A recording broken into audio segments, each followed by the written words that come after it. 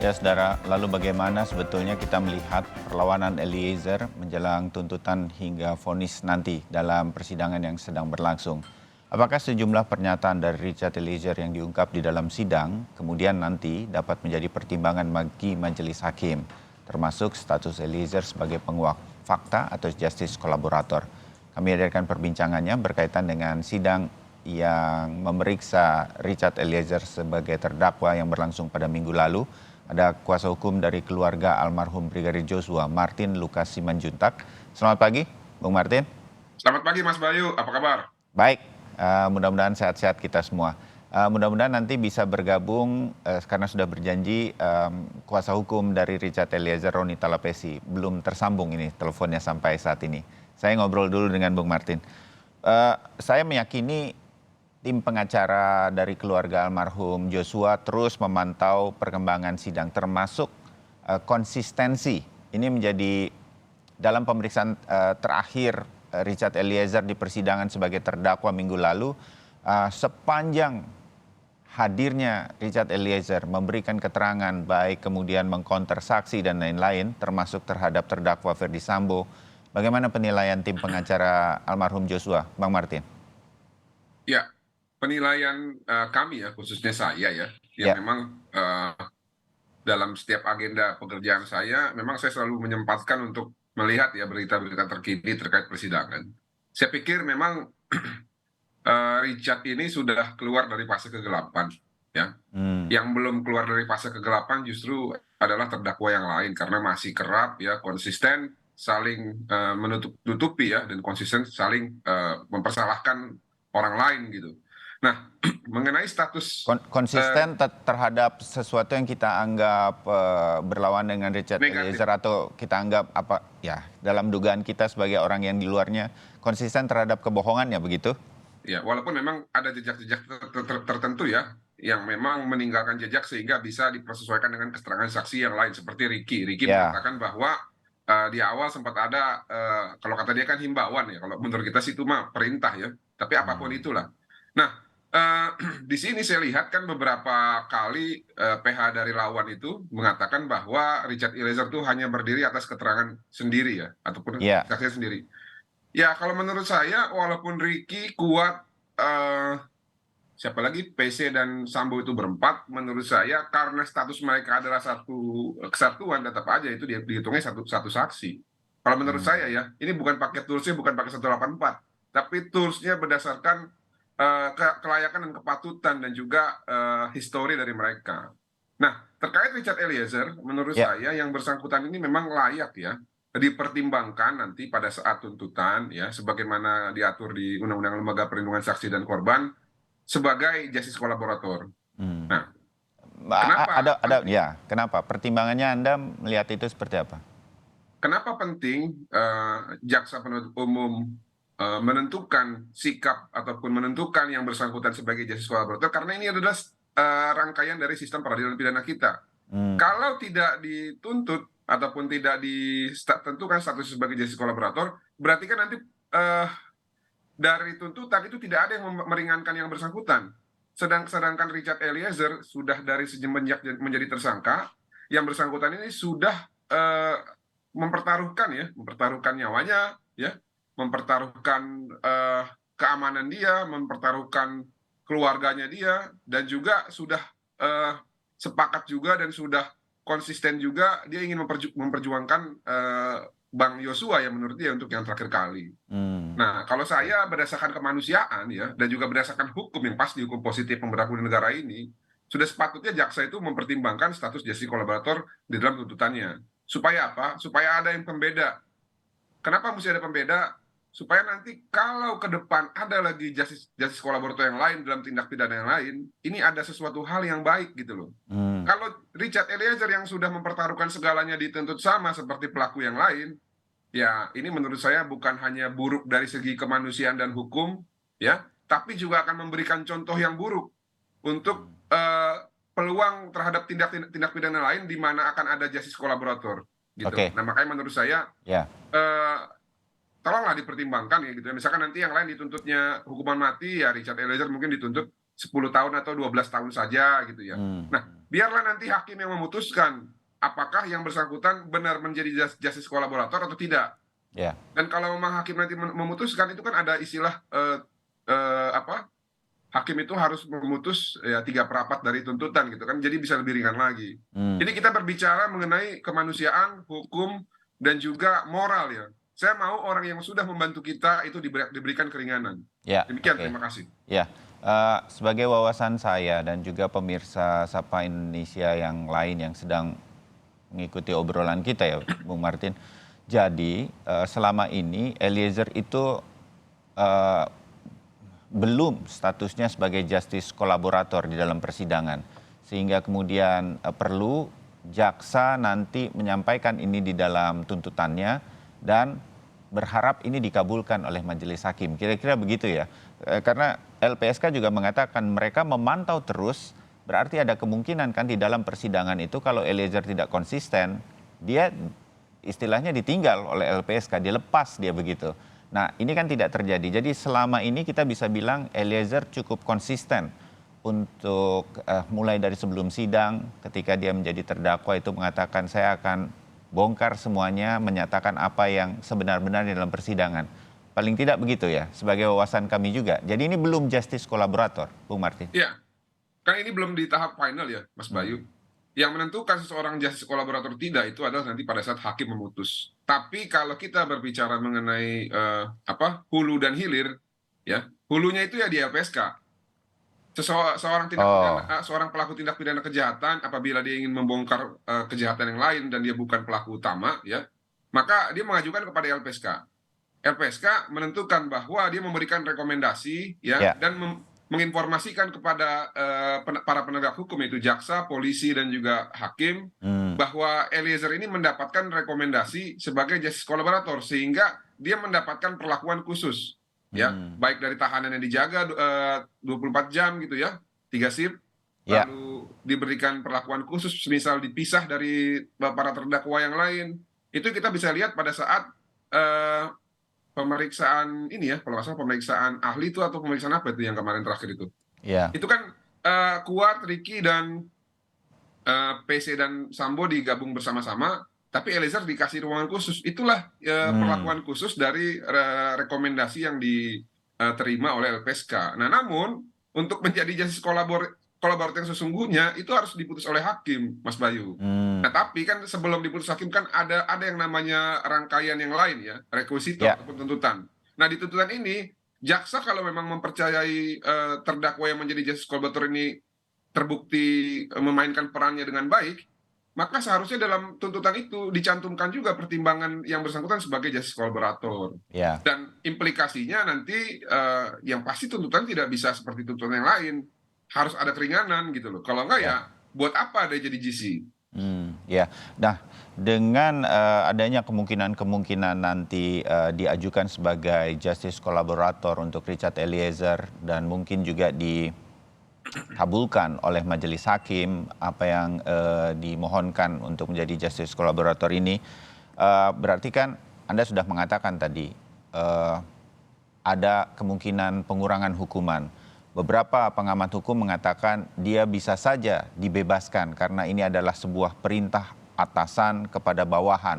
Nah, semacam ini sempat menjadi perbincangan kalau boleh tahu antara tim pengacara keluarga almarhum Joshua dengan pihak keluarga. Ada kemungkinan semacam ini kan, termasuk minimal deh pengurangan hukuman. Bung Martin, bagaimana keluarga menanggapi ini, kemungkinan tersebut? Jadi gini, Mas Bayu. Ya, kan kalau keluarga ini kan mereka tidak terlalu paham hukum ya. That's why mereka hire kita gitu loh. Nah, yang Mas Bayu maksud itu adalah alasan pemaaf gitu ya, dari pasal 44 sampai dengan 51 KUHP. Nah, menurut saya ya Richard Eliezer ini berpotensi itu ada 2 pasal yang dapat digunakan ya. Yang pertama adalah pasal 48 keadaan memaksa, yaitu overmah, ya.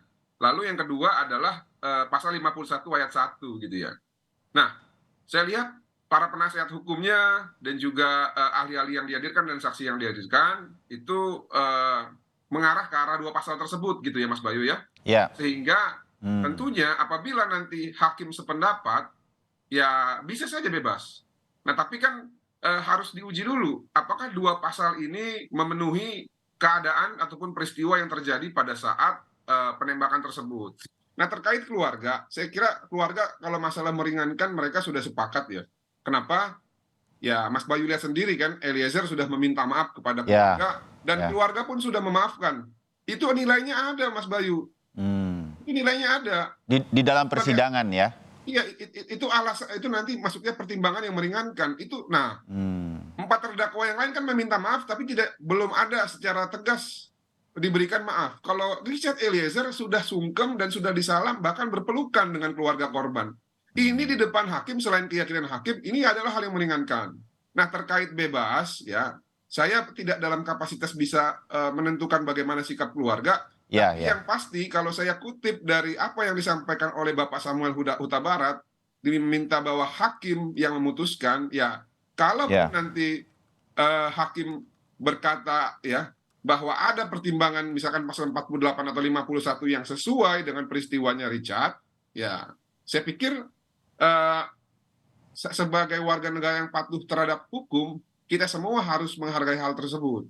Tapi kan ini kan masih analisis ya. Ya. Kita tidak tahu apakah hakim akan membebaskan atau tidak. Namun yang pasti yang bisa saya pastikan, Richard Eliezer pasti akan mendapatkan keringanan. Kalau itu saya jamin. Demikian, terima kasih. Oke, sebagai sebuah amatan Anda sebagai penasihat hukum keluarga almarhum Joshua itu yang kira-kira mungkin terjadi. Bung Martin, saya sudah kehadiran juga nih narasumber lain, Wakil Ketua LPSK, Bung Manajer Nasution ya. Selamat pagi.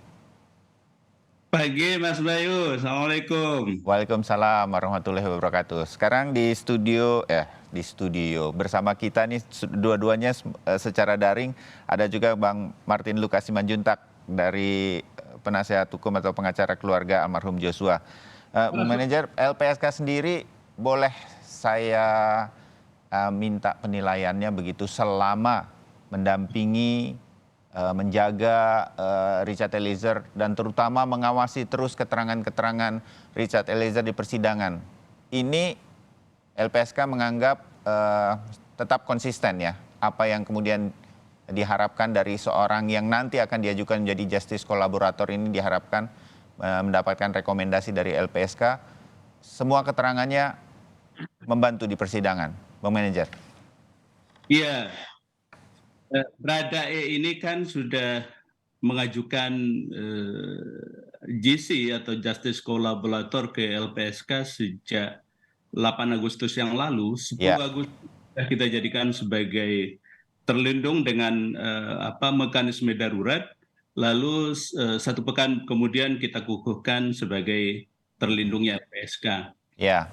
Setelah itu kemudian LPSK kan melakukan yang oleh Bang Martin tadi 2 hal. Pertama memang kan ada 2 hak yang paling mendasar bagi seorang GC ya. Pertama perlakuan khusus betul.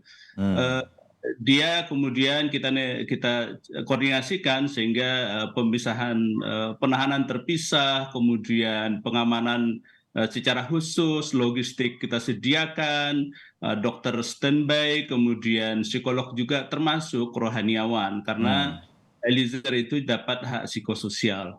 Itu 1 ya. Nah yang kedua memang ada penghargaan sebetulnya. Itu yang tadi oleh Bang Martin disebut merupakan kewenangan dari majelis hakim. Ya. Tetapi untuk menilai apakah, kalau pertanyaan Mas Bayu tadi, apakah dalam pandangan LPSK Baradae itu konsisten? Karena kita bahwa salah satu persyaratan utama untuk disebut sebagai JC dan tetap dipertahankan dengan status hukum sebagai JC itu adalah betul tadi Bang Martin, kita sudah mengamati sejak dari awal, kita meyakini bahwa dia bukan pelaku utama, dia tahu siapa pelaku utamanya dan kemudian dia mengambil tanggung jawab untuk menyampaikan siapa pelaku utamanya dengan bekerja sama dengan aparat. Nah itu kita amati misalnya ya, ketika pertama oleh kawan-kawan Komnas HAM Baradae dipinjam untuk dimintain keterangan, kita dampingi, kita cocokkan dengan apakah sesuai dengan komitmen yang bersangkutan ketika pertama itu membuat perjanjian dengan LPSK. Kita nilai cocok, sesuai, relevan dan tetap sesuai dengan komitmen. Nah, yang kedua misalnya kita melihat, kita dampingi juga ketika ada rekonstruksi misalnya, Ya, apa yang disampaikan dan apa yang diperankan dan itu kita nilai tetap konsisten seperti yang disampaikan ke LPSK. Kemudian beberapa kali BAP di teman-teman Bareskrim, kita menilai juga tetap konsisten. Dan kalau kita amati dari setiap persidangan, bahkan tadi Bang Martin menyebut ketika ketemu dengan keluarga dia mengakui semua perbuatan pidana itu, tetapi kemudian dia menyampaikan bahwa itu dilakukan atas perintah FS misalnya begitu. ya, Dan itu yang disampaikan ke kita. Dan sampai terakhir misalnya itu kita menilai Mas Bayu, ya. Bang itu kita nilai tetap konsisten dengan perjanjian perlindungan yang sudah dia tanda tangani dengan LPSK. Ya, artinya kalau di dalam rangkaian yang panjang seperti yang tadi dijelaskan Bung Manajer tadi, dia ada tidak konsisten, LPSK bisa pergi ya, bisa meninggalkan Baradae. Sebetulnya bisa begitu kan? Tapi LPSK memantau ini tetap dalam konsistensi, begitu ya Bung Manajer? Persis, karena salah satu dari perjanjian antara LPSK dengan itu adalah konsistensi pada keterangan ya. Tentu konsistensi keterangan yang kita maksud adalah kesediaan yang bersangkutan secara konsisten untuk mengungkapkan peristiwa yang sesungguhnya ya, sehingga peristiwa pidana ini menjadi terang benderang. Itu sesungguhnya yang kita nilai dan sampai alhamdulillah sampai sekarang kita menilai konsisten, Mas Bayu. Ya, oke. Nah, Bung Martin dan juga nanti saya kembali ke Bung Manajer ya. Tanpa bermaksud berpihak pada Baradae, bukan itu maksud saya, tetapi kira-kira begini. Kan ini berarti nggak mudah juga bagi Eliezer untuk mempertahankan konsistensi ketika bahasa saya biar memudahkan dikeroyok 4 keterangan yang mungkin sangat berbeda begitu. Dia sendirian yang menyampaikan sesuatu yang berbeda di dalam persidangan. Itu akan sangat terlihat dan sudah kita lihat begitu. Nah, bagaimana kemudian nanti saya meyakini berkali-kali berbincang dengan Bung Martin, dengan banyak pengamat hukum pidana bahwa ini akan menjadi keyakinan hakim lah, ditambah dengan bukti-bukti lain, saksi ahli, balistik, forensik dan semuanya. Itu pasti sekarang majelis hakim sudah punya keyakinan sendiri menuju ke vonis atau tuntutan dan kemudian nanti vonis, itu mana yang paling benar, mana yang kemudian tidak benar. Nah, upaya untuk melawan ketidakbenaran ini hanya disampaikan, kita meyakini, oleh Richard Eliezer. Nah, apa yang bisa dibantu LPSK terutama, atau siapapun lagi Bung Martin, agar justice kolaborator ini, bahasa saya, kebenaran seperti ini juga tidak mudah dari seseorang yang under pressure. Dia juga pasti mengalami dilema sejak di awalnya untuk kemudian mengungkapkan yang sebenarnya. Sehingga penghargaan semacam justice kolaborator ini bisa benar-benar muncul. Menurut Anda, Bung Martin, apa yang harus dilakukan agar harapan kita nanti jaksa penuntut umum menyampaikan permohonan, mudah-mudahan permohonan ini diterima sebagai sebuah pertimbangan oleh majelis hakim, apapun keputusan majelis hakim. Bung Martin? Ya, jadi gini, hakim itu kan punya kebijaksanaan atau wisdom. Sama, penuntut umum juga walaupun dia tugasnya untuk membuktikan tindak pidana, manakala mereka terbantu ya oleh justice kolaborator yang tadi diberikan rekomendasi oleh LPSK, mereka juga punya hati, Mas Bayu. Jadi saya pikir tidak semua penegak hukum itu menjalankan masing-masing tupoksinya hanya untuk ya menghukum ataupun hanya untuk memberatkan, tidak. Karena di dalam tuntutan jaksa pun nanti ada hal yang meringankan, ada hal yang memberatkan gitu ya. Nah, terkait tadi bagaimana caranya ya, kalau selama ini kan para penasihat hukum dari terdakwa ini mengatakan selain Eliezer ya, keterangan Eliezer itu hanya berdiri sendiri, padahal mereka lupa 183 KUHP gitu loh. Seandainya pun juga cuma satu saksi, asal ada alat bukti yang lain, hakim yakin selesai barang itu. Daripada mereka katanya ngakunya punya 4 saksi, tapi bobotnya dan kualitasnya sama gitu ya, sama-sama ke arah yang gelap, ya itu pun mungkin walaupun berdasarkan alat bukti itu satu alat bukti, tapi kalau hakim nggak percaya mau ngomong apa mereka? Nah, makanya menurut saya hari ini atau akhir-akhir ini, kasus Eliezer ini dan kasus Verdi Sambo ini kan bukan kasus biasa. Ini kasus yang besar ya, kasus yang menentukan nasib bangsa ini, kasus yang menentukan titik baliknya kepolisian yang tadi sempat anjlok, haruslah naik lagi reputasinya, kalau nggak nanti negara kita ini bakal lebih kacau. Ya. Nah, dari aspek sosial jurisprudence ya, ataupun keadilan bagi masyarakat ya, kalau sampai nanti Eliezer ini tidak mendapatkan justice kolaborator, saya pikir ini akan menjadi presiden yang buruk. Kalau dalam kasus sebesar ini saja selevel Eliezer yang sudah didukung oleh publik, didukung oleh saya, didukung oleh keluarga korban, tidak mendapatkan justice kolaborator, apalagi yang nanti ya terdakwa lain, ya nggak akan dapat. Jadi percuma, orang ya menurut mereka nggak perlu jadi justice kolaborator, udahlah saya berkomplot saja sama penjahat gitu loh. Nah ini yang jangan sampai terjadi gitu loh ya. Oke, Bayu, baik. terima kasih. Ini pesan yang baik. Singkat dari Bung Manajer Nasution dari LPSK, apa yang nanti, apakah boleh mengingatkan jaksa penuntut umum sedemikian rupa melalui cara atau SOP yang benar sedemikian rupa agar tidak lupa untuk hal ini? Bung Kita Manajer. sudah melakukan mandat kita, pertama melindungi yang bersangkutan, memberikan perlakuan yang khusus, dan khusus penghargaan kita sudah bersurat secara resmi ke Kejaksaan melalui Kejaksaan Negeri Jakarta Selatan. Kita berharap tentu kalau menyambung pesan moral dari Bang Martin tadi, mudah-mudahan jaksa penuntut umum nanti itu memasukkan dalam tuntutannya bahwa itu kemudian sebagai GC. Kalau itu masuk, tentu kita berharap semakin memudahkan kita menilai, kemudian berharap bahwa majelis hakim pada saatnya itu memutuskan yang terbaik buat sebagai justice collaborator. Kita bisa bayangkan kalau berandai-andai ini kemudian tidak, istilah Bang Martin tadi, keluar dari kegelapan menuju keterangan, menjadi ke suasana terang begitu ya.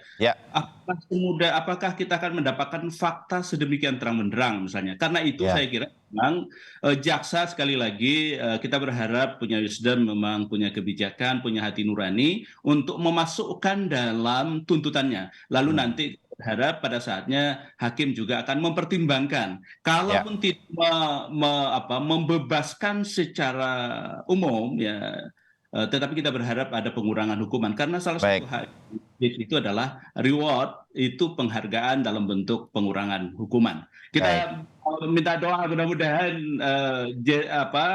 itu sehat walafiat begitu ya, kuat dan bisa menyampaikan keterangan apa adanya sehingga peristiwanya menjadi terang benderang. Demikian Mas Bayu, Bang Martin. Terima kasih Bung Manajer Nasution, Wakil Ketua LPSK dan penasihat hukum dari keluarga almarhum Joshua, Martin Lukas Simanjuntak.